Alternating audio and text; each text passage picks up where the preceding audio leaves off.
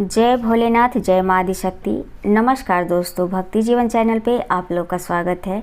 आइए सुनते हैं कार्तिक मास में सुनने वाली बुढ़िया और कार्तिक देवता की कहानी। जो लोग कार्तिक स्नान करते हैं वो ये कथा उन्हें हर रोज़ सुननी चाहिए। ये कथा सुनने से घर में धन समृद्धि होती है और माता लक्ष्मी की अपार कृपा घर पर बरसती है। तो चलिए कथा सुनते हैं दोस्तों। जय श्रीमन नारायण। एक बुढ़िया थी, वह कार्तिक नहाने को जाने लगी तो उसके बेटे ने अपनी पत्नी से कहा कि माँ के लिए 30 लड्डू बना दो और कुछ खाने का सामान भी बांध दो ताकि पूजा पाठ करके माँ कुछ खा पी सके। तब बहू ने जल भूनकर 30 लड्डू बांध दिए और बुढ़िया कार्तिक नहाने चली गई।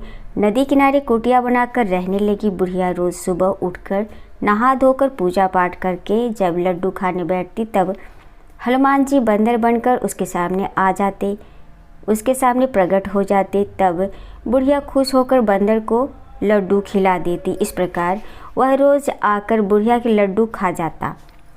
कार्तिक महीना समाप्त होने पर हनुमान जी प्रकट हुए और बुढ़िया की कुटिया महल बन गई। उस महल में धन दौलत और अन्न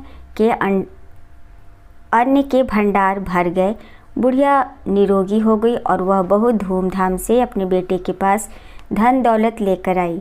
तब वह बहू कहने लगी कि अगले कार्तिक को मैं अपनी माँ को न लाऊंगी।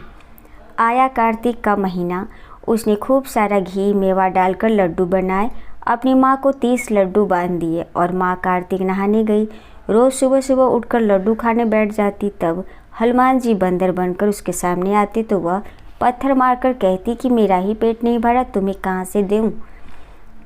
इस प्रकार वह रोज़ सुबह सुबह खाने बैठ जाती थी। कार्तिक के समाप्त होने पर हनुमान जी प्रकट हुए और उसकी कुटिया कचरे के ढेर में बदल गई और बुढ़िया डूकर बन गई। उसकी बेटी अपने पति से कहने लगी कि कार्तिक महीना समाप्त हो गया है, मेरी माँ को बैंड बाजे के साथ धूमधाम से लेकर आओ। जब वह अपनी सास को लेने गया, नदी किनारे गया, तब देखता है न तो वहाँ सास है न ही कुटिया। कुटिया की जगह कचरे का ढेर है। उस ढेर पर बुढ़िया डूकर बनकर घूम रही है। तब हनुमान जी प्रकट हुए और कहा कि बेटा, तुम्हारी माँ ने सच से कार्तिक नहाया था, पूजा पाठ करती थी, इसलिए तुम्हारी माँ पर कार्तिक देवता बरसे और यह बुढ़िया पापी मन से यहाँ रहती थी।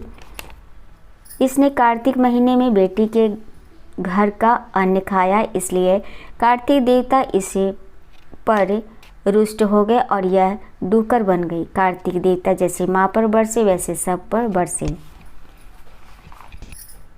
जय कार्तिक देवता।